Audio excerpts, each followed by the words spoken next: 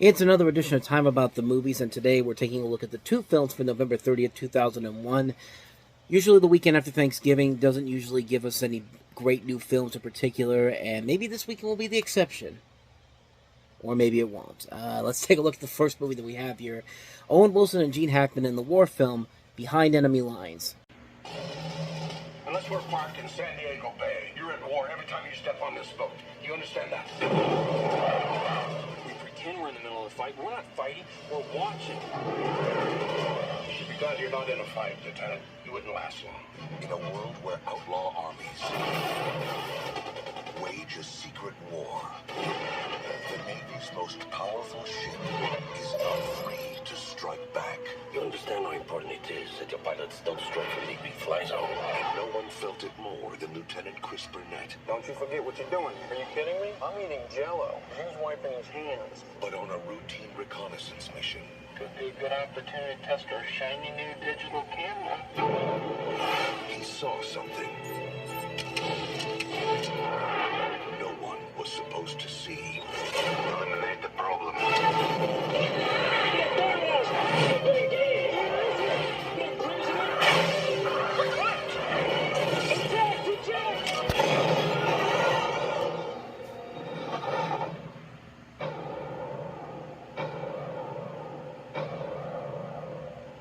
So we've lost a bird. What the hell happened? We've got a signal. Archangel is down, and I am on the run. Evade and survive. Do whatever it takes. Do you have any idea how much damage this incident may cause to the peace process? Oh, I know, Admiral. Listen, our man is down behind enemy lines. Now, what is the problem? He's so funky, Dixie. I am an American. I am on your side. 20th Century Fox presents They killed my pilot because we took pictures of the graves and I know where they are. I'm gonna get them. I'm not gonna let that kid die out there. You will lose your command. So be it. Owen Wilson, Gene Hackman. Gentlemen, I intend to put you in harm's way. Any man who doesn't wish to join this mission, step away right now.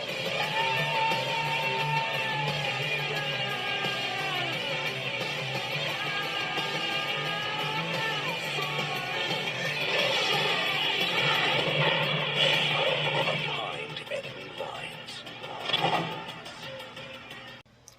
So in the movie, you have Owen Wilson as Lieutenant Chris Burnett, who's an American naval flight officer who was shot down over Bosnia and uncovers genocide during the Bosnian War.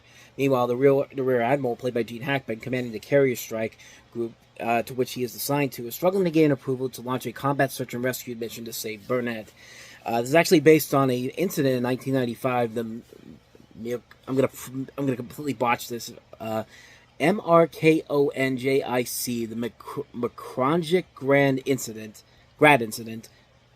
If I got that wrong, I apologize. But I'm just reading it off of here. But that occurred during the war. But yeah, you could pretty much tell this movie was pretty much dead in the water because of two things. One, Owen Wilson. Now, Owen Wilson is not a bad actor. He's not a bad actor by any means necessary. I just feel like he was completely miscast for this particular role. I feel like he could have gotten somebody like a Ben Affleck or somebody who could do more action type of movies here. But Owen Wilson's mostly known for doing more comedic stuff, sometimes dramatic stuff here and there. And like, this is one of those movies where I feel like he was miscast completely. But the other key thing that made this movie automatically say that this is not going to be good is the director of this, John Moore. John Moore would later go on to direct such classic movies as the 2006 remake of The Omen and his grand opus of a masterpiece, A Good Day to Die Hard. And he also did Max Payne, which Max Payne was I'm kind of neutral on that one. That's probably his best film overall, which isn't really saying a whole lot. And this film here, there's a good concept overall in here. There's a good idea here in general, and I think Gene Hackman does the best he can to try to save the material.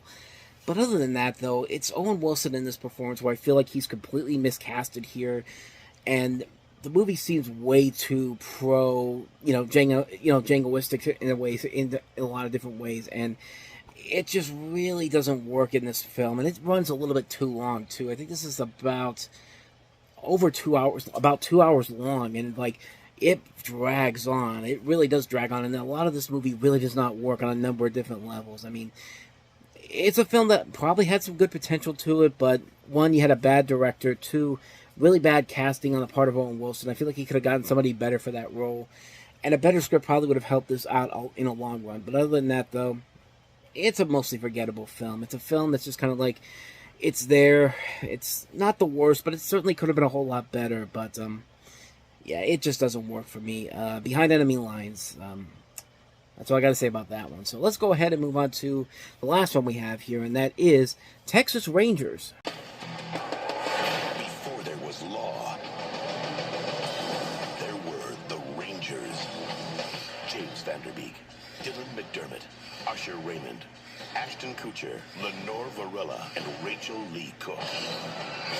Texas Rangers.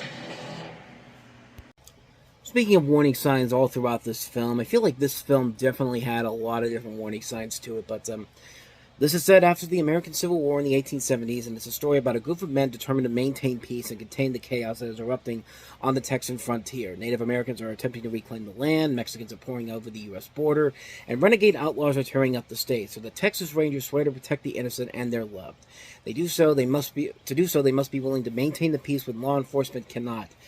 Fight when they are manned and outarmed by the opponent, and be willing to die for the freedom for which they fight. God, I wish this was a movie about the baseball team that just won the World Series, because I think that would have been a bit more interesting movie. But no, you got a film that's clearly trying to be another Young Guns. Yep, we have 2 movies in 2001 that were trying to be the next Young Guns. We talked about American Outlaws, and I'm like, look at the cast in this movie: James Vanderbeek, Rachel Lee Cook, Ashton Kutcher, Dylan McDermott, Usher. You know, you have Randy Travis in here, Robert Patrick, Oded Fair, John Abrams, Lenore Valera. I mean, these are very young people. Most of these people in this movie are very young, and it doesn't help that this movie was also sitting on a shelf for 2 years, too. So, yeah, this thing was pretty much dead on arrival. I mean, as dated as something as Young Guns was, it still holds up much better than the movies we've looked at in this year, like American Outlaws and this film, because it was written better, and it had better actors attached to it, and it knew what it was trying to accomplish. Even Young Guns 2, which is not a good sequel, it's still much better than anything that came out this year. I mean, I don't know what they were trying to do around this time period. I mean, I don't know what they were trying to think about with these movies, but it's like they saw Young Guns and said, let's just put the youngest actors we have available, and then the rest will sell itself. We don't even need a good script or anything, but, yeah, you kind of need a good script, especially for a movie like this, but, then again, it was sitting on a shelf for 2 years prior, so that should pretty much tell you everything you need to know about how bad this sucker is, so, yeah, avoid Texas Rangers. And so with that said, we wrap up another edition of Time About the Movies, and the next time we meet, we only have one movie to look at to start December off. We have the star-studded Ocean's 11 remake, directed by Steven Soderbergh, starring George Clooney, Brad Pitt, Matt Damon, Julia Roberts, Bernie Mac, Don Cheadle, you name it. A lot of people are in this movie. We'll take a look at it next time. But until then, thank you so much for watching, and if you want to see more videos like this, please hit the place on the next page, check out the previous episode, and also don't forget to hit the like and subscribe button if you want to see more videos like this on this channel. So with that said, I am off. I will see you guys next time, and until then, as always, take care.